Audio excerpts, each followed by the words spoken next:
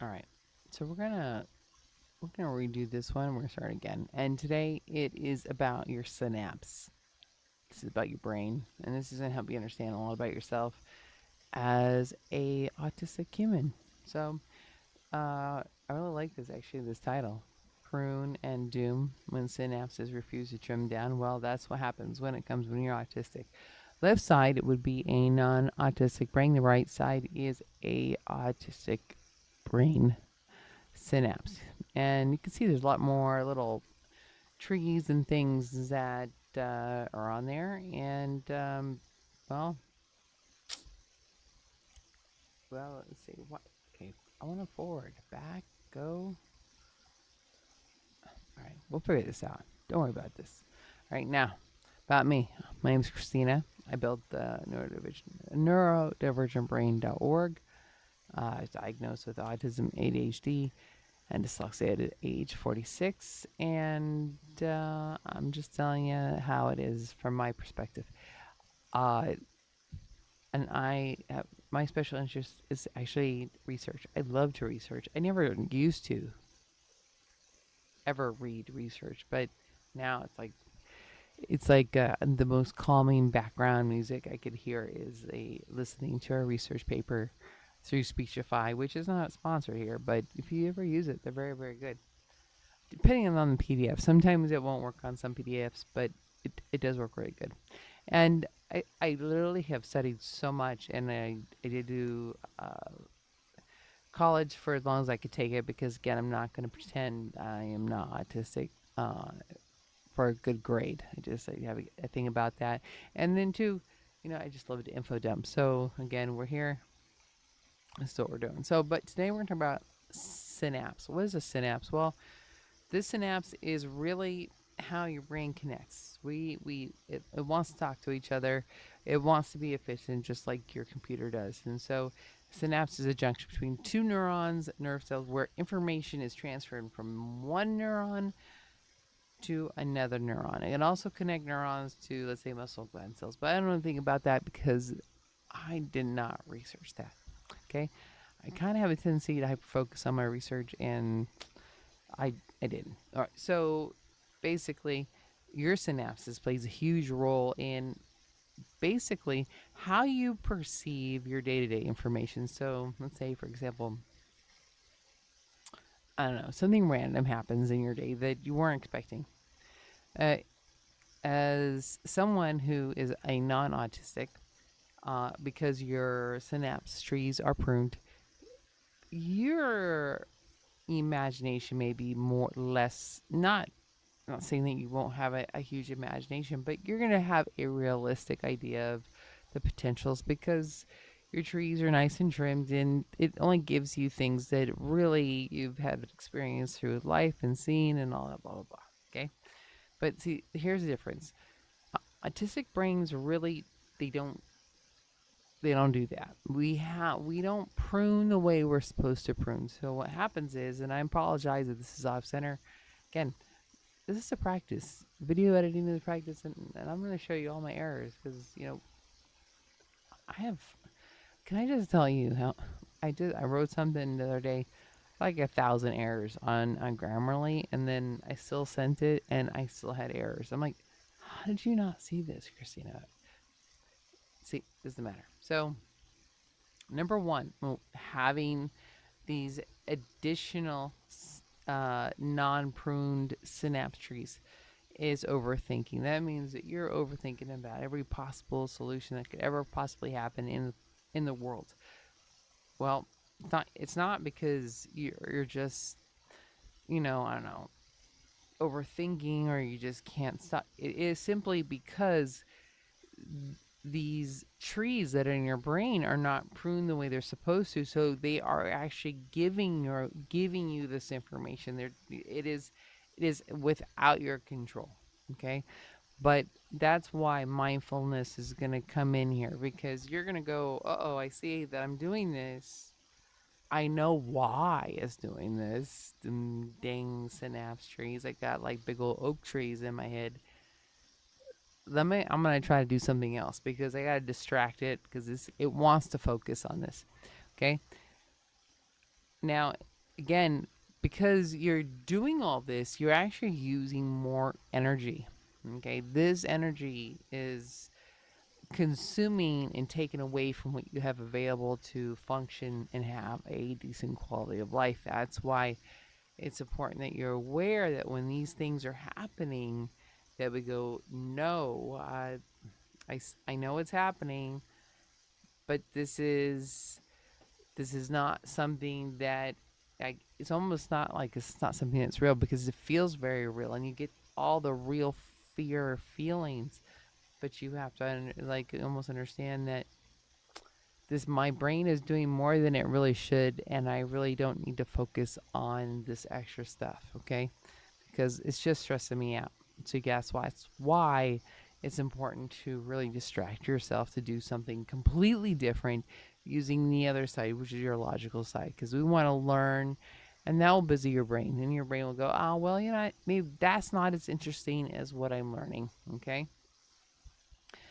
And because again, you're working so hard, okay? Because now you have all these options and now your brain is trying to pattern solve and all these other things. You're exhausting yourself. Now you're becoming more overstimulated. Now you're becoming more agitated. Okay, this is what's happening. Okay, these are all like these domino effects. Watch dominoes and it just goes on forever. Okay, this is how it happens. It happens because we're not realizing that our brain's just saying, especially me. I'm gonna give you an example just for my own self because I'm 49 and I can't tell you how many hours I've watched. So 48 hours, 2020, and Dateline. So uh, whenever I think of uh, anything I, that let's say it's personal, marriage, kids, whatever. It doesn't literally every possible thing that I have watched in my entire life, and I've watched a lot of documentaries, a lot of stuff. My brain will tell me that, and every single one is scary, and every single one seems as real as the other one, and I will literally I will give myself a panic attack just thinking about it because, again, I can't stop because I read a lot. I'm constantly trying, not even books. I'm saying just online. Watch the documentaries. I gave myself all this information, and I also gave myself a lot more reasons to worry. That's part of, well, I don't know. That's what I did. Here's an example. I actually had ChatGTP, and sometimes ChatGTP can get things on the money. And if you really want to think about how your brain works as an autistic brain, what it looks like, and so you can understand why you are getting overstimulated, why you're feeling the way you're feeling, well, here you go. One side, the nice, clean, whatever side, that's the non-autistic brain. Okay, see how clean it is? It's pretty. It's a minimalist look. Okay, the other side is our autistic side. Okay, all those spiderweb lines that you see, those are all short connections because that's how our brain decided that we're going to become more efficient because we have difficulty speaking to the other side because the lining between the two sides can vary just on person and genetics and things of that nature. Your corpus callosum, I'm probably misspelling it. You know what? I'm not a doctor, and if you are a PhD, please don't just understand. I'm doing my best, okay, but understand, okay. You have a clean side, obviously. It looks efficient, right? It's simple, and then you have the autistic side, and we have a spider web of short connections going everywhere. Now, I want you just to stop. We're all going to just stop for a second. I really want you to look at this and think about all the different times in your life that that you were scared and overwhelmed and you didn't know what was going on, and every possible thing was coming up and your body was just Now, and look at the picture, and then maybe this will help you understand why this is happening to you. Okay, this is what your brain's doing, and it it wants to be efficient. It wants to do it the right way, but it has requirements, and that requirement or those requirements actually are very, very simple. They're the most simplest requirements that I could ever possibly come up with to help alleviate the fear and the scare that comes from all this extra thinking that you're doing. And that's going to be routine, consistency, your environment, your support network, these trust, and we can vary it on these things, but really, your sleep, number one, how you're caring for yourself, and who you allow in your life to care for you. Okay? Because your environment needs to be as routine, as consistent as possible so that your brain doesn't have to think about more stuff, because obviously, as we can see, it's already thinking about a lot of stuff. Okay? So when we do these necessary requirements of routine, sleep, eat, food, all these things, we help it so that maybe we can get through the chaos of that. Okay, and it's not all bad, because there is, for every impairment there is a positive, and I'll tell you why at the end when I get there. Okay, so what are neurons? So neurons are they're the cells of the brain that they're the messengers. They're the ones that go, hey, I'm go from here to here, and I'm gonna send our message of what's going on. Okay. Uh, there's such thing as neuroplasticity, and with brains, it goes on through your life. Okay, this is nonstop. You continue to build neurons, and you can build more neurons and build more knowledge doing things like gaming, as a matter of fact, learning new skills. And it actually helps reduce your potential for not neuron, for dementia. So, like, learning, especially as we age, because as we age, cognitive decline is going to happen. It's a natural case, but we don't have to cognitive decline as long as we keep pushing our brain to learn more things. Okay, so that's your secret to youth, is learning more things and pushing yourself to learn more things, because as you learn more things, more neurons are built, more connections are built, and then you're able to see and pattern solve and blah blah blah blah blah blah. Okay, so I talked enough about that shit. Okay, so neuron density difference. So if you want to see, it's a little chaotic on our side. Okay, we got a lot of stuff. The reason being is that when and I've spoken about this before, from infancy to 24 months, our brains grow faster. And because of that faster growth, the neuron, I want to say like map plan, right? So, you're born, DNA has a map plan. It says, okay, things are going to happen this time, this time, this time, this time, this time. This is what we're going to do.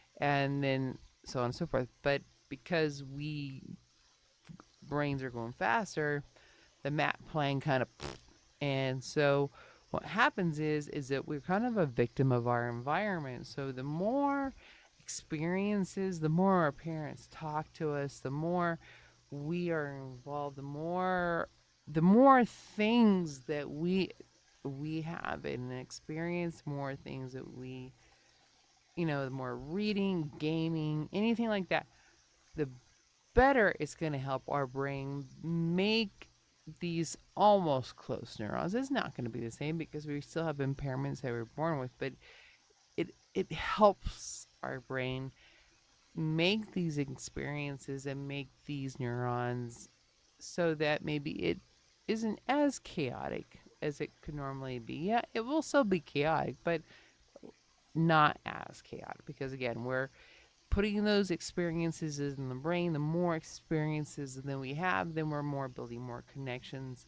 And yeah, we still have all these crazy connections, but at least we have reduced fear and we have reduced anxiety, and that's really, if anything, is really the most important. I just don't like having anxiety. I hate, and I don't like feeling overstimulated. I don't like being scared. That's something that they don't talk about. It's just like a daily fear. Every day I wake up and I'm just scared of the world. And again, experiences, and especially when you have a lot of stress, this is why it's so important to, uh, allow your child to have experiences, and of course you're monitoring, you're supervising, but be open to all experiences and open to their curiosities. And when they want to go look outside, that curiosity will be there even if you're not. So if you're not there, we're going to still go look. So why not just go there with your baby, and let's learn together, and let's look it up together, and you're helping build these experiences, and you're helping reducing the fear, and you're building trust, and you're building the love that's important, because again, it's kind of chaotic on our side, and unless you guys live more organized, which is fine, but again, that that makes for a big difference in how we are different. Okay, now you got billions of neurons in your brain. Your brain's like your your brain's just busy. You got a lot of stuff going on, and these neurons are really really fast. Okay, for most of us, I would say neurotypicals, not so much for us, but neurons specifically with the right connections, they are fast. Um, they like to travel long distances for us. They're called long connections. Autistics, we do not have a lot of long connections. We have short connections, and that can be an impact in regards to how, let's say, you understand conversations 3 or 4 days later or whatever. Because again, it's a little bit like AOL. It is what it is. Okay, you can always make new neurons. So you learning anything new, more you learn, the more neurons that are built.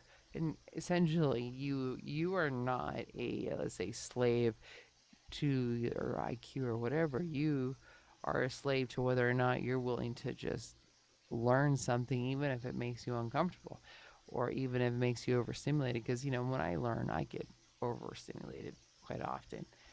And neurons use a lot of electricity. You'd be surprised how much electricity that neurons use, and 20 watts power is quite a bit. And if you imagine, autistic brains have a higher volume, and we also have a higher volume of neurons. So our brains are just bzzz. We are like little electrical signals, okay? All right, so now you understand that. You understand that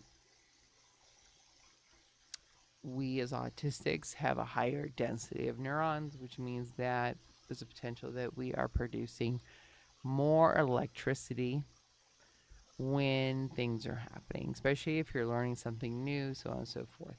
And personally, I've experienced this. I don't know if you have or not, but if I am doing something that requires a lot of learning, you're going to see a lot more stimming than you've ever seen in your entire life, because the electricity that your brain is producing, because technically, hypothetically, you have more neurons, which means technically, hypothetically, you are producing more electricity. I mean, that just makes more sense. I mean, it makes sense, right?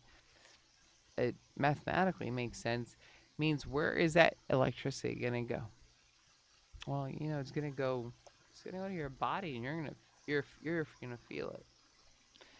And when you've done too much and you have maybe exceeded your ability, your battery power for the day, because everybody's battery power is different, And every battery power is different from day to day because it's going to be dependent on your sleep, stress. There's a lot of other factors that are going to affect that. So it's not, unfortunately, it's not a system that you can just go every day is the same. It's not, because every day is not the same, because every day is different. You don't always get the best sleep. You're not always eating the best that you can. You don't always have no stress in your life. All these other factors take away from your ability to compensate for your autism, and that means that your brain's going to start working more because it has to work harder because it's trying to compensate for all this extra crap. And now, guess what? We are stimming and we're doing our pace and we're doing shit. And yeah, stimming helps, but it still feels uncomfortable, and it's really, really uncomfortable. That's all I can tell you. And I've experienced I've had an unfortunate where I've really experienced terrible overstimulation, and I would never, ever, ever, ever, ever in my life want to experience that again, and I would never wish it on my worst enemy because it is a terrible, terrible way to feel. And that's why it's so important to manage our autism, because if we don't, we we pay the price. Okay. Now, if you like to read stuff, I'm not gonna read all this because I'm tired and I want to play War Thunder. But this is a basic about how neurons work, why it works, and how voltage works. It again, we're still sending voltage, still electricity. Your brain's producing it, and it's got to go somewhere. And if you're got a lot going on in your brain, well, you're gonna feel it, and you feel it. Now, the comparison of voltage activity with synapse between a non-autistic, typically a developing, maybe a regular old human, and an autistic brain revolves around differences in how our neural connectivity, rather than the simple increase and decrease of voltage. So basically, yes, the voltages make a difference, but it's really going to be how your brain has made its connectivity. And now that's the thing. This is where environment plays your biggest role. This is where what you're experiencing, how your parents are treating you, what you are doing plays a role, because if you're not getting these experiences and you're not able to, let's say, experiment the world, because as an autistic we really do feel like we need to experiment the world. When we don't have those connections, that means that, again, we're not able to be at our best. Okay. So again, a lot of these things though are going to be based on intellectual ability. Now, there's a lot of different theories about IQ. Now, to say that one IQ, or to say that there's just one number to represent one way a person thinks, is insane. Uh, there, a person can be smart in many different ways. Just because you are not verbal does not mean that you don't have an ability to think or outside the box. That's, well, I mean, honestly, that's ignorant thinking. Why would you think that? Verbal activity, if you look at, let's say, I can't think of the name, connectivity theory. It's not that. It's the one, the Japanese scientist, where he said brains of chimpanzees is when they developed and they dropped down to the ground from the trees, and then they started communicating, they lost things like memory and things like that. So I would really be mindful that be, being speaking is not an indication of your ability to think, and to assume that, well, that's dumb, because that thinking or speaking takes a lot of cognitive ability. So if I'm not speaking, I'm thinking. And if I'm thinking and I'm using all that juice to think rather than to talk, I can assure you, things are happening upstairs. Okay. Now, here's a big example of now this uh, study is the most interesting study I've ever experienced. I want to make sure you got the doc so that you can look that up. I really want you to read the study for yourself. Just A to Z. I'm going to PDF it. It's incredibly interesting. But I want you to see the bottom are controls. Yellow is meaning that we're the connections of speed from one side of the brain to the other side is is fast. Some are slow, but basically yellow is fast. Red is, let's say, back in the day we modem call up. Upstairs is autism. As you can see, it's a heck of a lot slower.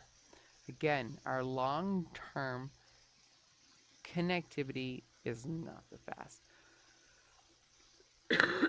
Hence why it takes a couple days for you to go, oh, that's what they meant? Well, there you go, because it takes forever for you to get it. Versus your neighbor who is a neurotypical, that thing is working like a freaking a Porsche. And in an argument or let's say on demand conversation, you're not going to win. You're not going to win, not because you're not smart, simply because we're just, it just takes a little bit longer for us to process that information. Short-term connectivity, well, that's not our problem. It's the long-term connectivity. That's from the left to the right brain. That's what's required really when we have social communication, because those things got to bounce back and forth because each one has a different position. Let's say like an office department, and you can see upstairs, we as an autistic person, we're slower. But that doesn't mean that you're slower. It just means that we have to be mindful of that.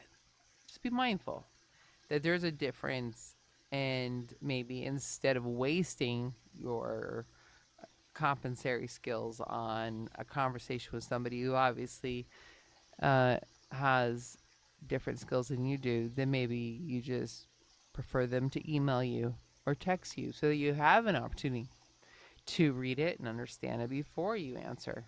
That's fair. Why not? I think that's fair. Email actually, because it really gives you time to go, huh? Maybe I don't know. I'm gonna think about it for a second and then I'm gonna respond. Versus on-demand conversation. Well, are you gonna do the best? You may do the best if you practice enough, but if it's unpracticed, you're gonna get frustrated, and then you're more likely you're gonna lead to a meltdown, and meltdowns suck. And here we go. We got left brain here. Left side. Blue is fast. As you can see, neurotypicals, they are zippy, zippy, zips when it comes to how they process information. Autistics, yellow, we are slow like AOL. But that doesn't really matter, because just because the time is slow doesn't mean the information isn't processed. You see what I'm saying? It just means the information is processed in more detail. On the blue side, do you really think if we're moving at gigabyte speed that the information being processed is processed in detail? It's not. It's not. Which explains behavior, because there is no thinking between the time it gets there to the time that the thought is spoken. Versus with autism, well, those moments, that time spent is spent thinking and reflecting and going, let's see all different sides before you actually even recall an answer. When you finally get there, well, I know, and you know, and I know. I mean, there's a big difference in that. And yeah, it looks scary, but realistically, is it scary? Or is it a benefit, or whatever, however you want to call it? Yes, we could be like that. We could be super fast, but you ain't thinking about your actions before you're doing it, because you're doing your actions before you're thinking about it. That's how fast you're thinking. I mean, I, I don't think that's realistic, I guess, really, in the idea of, how we present ourselves and what we do, right? So, let's do some math just for fun. Typical brain, 1 billion neurons, right? Typical brain. Autistic brain, we have up to 67% more neurons. That's 1.67 billion neurons. Okay? Oh, it's interesting, right? That's more neurons because we have more volume of brain. Okay? Each neuron, when it fires, reaches a peak voltage of what? 30 millivolts. So let's assume what 100,000 neurons are firing at once for simplicity. So 100,000 neurons for a non-autistic brain at 3 million volts. That's 3 million millivolts that their brain is producing. In comparison, just mathematics, just this hypothetical, just an idea, just just a rock around your brain. An autistic brain, we have 67% more neurons. Okay, so that means that at 30 millivolts, that's 5 million millivolts going through your brain. What do you think that feels like? You think you feel that difference? I bet you do. I bet you if you really thought about it, you feel that difference of that extra electricity zipping through your brain, especially when you're trying to figure something out.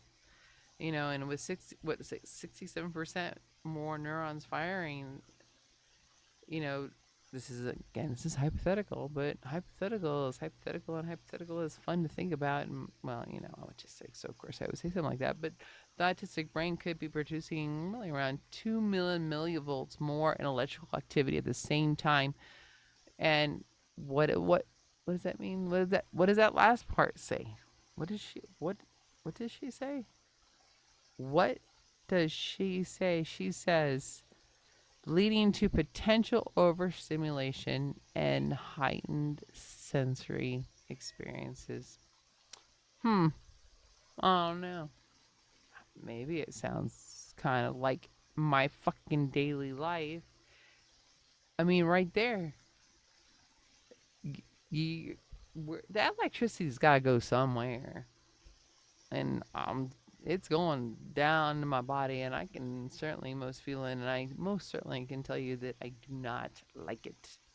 So let's let's look at the brain again. I love ChatGPT. It's my best friend because that's my only friend. But okay, we see again, left side blue fast. You guys are so fast. Neurotypicals are you guys are like fucking Superman. Fast, fast, fast. Some slow connections, but mostly fast. Then you look at the right side of the brain, you see autistic, a little more chaotic. We got lines cutting a little bit, but that doesn't. That in itself is just simply time.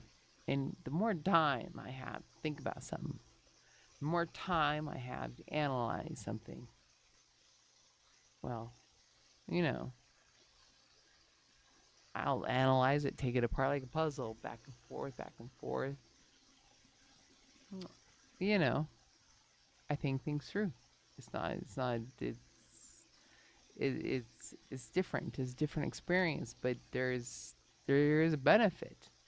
Benefit means is that I'm seeing the world completely different than you're seeing the world. You're not even remotely seeing the world like I see it. Another example, left brain. Look, it's smooth, it's beautiful. Your lines are beautifully straight. Like you're just like, just go out there and you're just like, you're awesome. And look at us, just like chaotic. We got short connections, long connections, and they're just. But you see, there's a lot going on over there. We're using a lot more brain over there. We're we're we're twisting around the world that you see, and we're seeing it differently. And it's beautiful because that right, the right side, yeah, it looks chaotic. It looks like you're like, what the hell? But no, that's not chaos. That is a brain maximizing efficiency and doing everything it can to use every single part of it to solve the problem. Hence why, we're excellent, you know, problem solvers. Okay, because those lines may look like they're chaotic, but they're just bouncing around to different areas of the brain to try to solve the problem. On the left side, you see there is no attempt to really solve the problem. We're going to use the same ideas, the same ways every single time. Is bias now? Does bias sound so weird? Probably not now. Think of the difference. Here, I'm reaching every experience I've ever had in my life. My brain's looking for, like a crackhead. That's what it wants to do. It wants to find something it hasn't seen before. Yes, I'm still going outwards, but I'm still going inwards. I'm doing both because I'm visually seeing the world differently than something that just is the same. Okay? So what happens? You get that enhanced attention to focus, right? High focus. I gotta learn layers. You know what? I take forever to learn shit. I take forever to learn stuff. But once I learn it, it's forever because procedural memory is like a thing. Just I have to make the connection, and it's a little bit chaotic, as you can see. So we got to make some room, and we got to move some things around, and just like buying new books, I gotta make room for new connections. Especially, cause I like to learn stuff. So my brain's like, Christina, come on, we cannot rearrange the bookshelf again. All right, again, and then we see also we can go backwards and then look again if you really want to be reminded of it that unique problem solving. I can't help it. I want to look at it again. Unique problem solving solutions. Why would you think you would have unique problem solving solutions if your brain is able to look within itself instead of only looking outwards? That means it's looking for a solution that from past experiences, past learning something, it's looking for something, whereas left brain isn't looking. It's only going outwards, only from what it knows. But ours is not. Ours is going, wait a minute, I see outside information. I'm going to use that information. Now I'm going to try to use all the information I already got filed somewhere in one of these spots in my brain because I got a lot of different spots. And what do we got? Unique problem solving abilities because, again, I'm using a lot more parts of my brain than you are. And just because I have to, I have no choice. Then you're like exceptional memory and systemizing skills. And you're like, Christina, I can't remember shit. No, I can't remember shit either. Not if you just asked me just now. Like, what did you just say? I don't know what I just said. But if you ask me 2 years from now what I said, especially if it's something it was a feelings thing, I can tell you exactly what happened as though it was like yesterday. I remember like it was yesterday. Sometimes my memory it surprises me of what I can remember. And then some things I just can't remember. Where my sunglasses are, where my keys. But I can remember, let's say, how to fix my computer and how to play War Thunder, how to play playing those type of things. Like not exceptional, but it's there.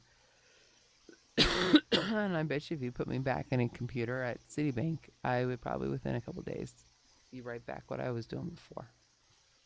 And the same goes with autobiography memory. That goes forever.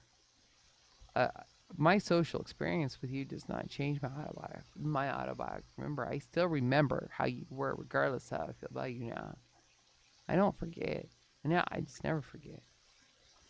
At the time, you asked me, on demand. I'll be like, I don't know. I don't know what you just said.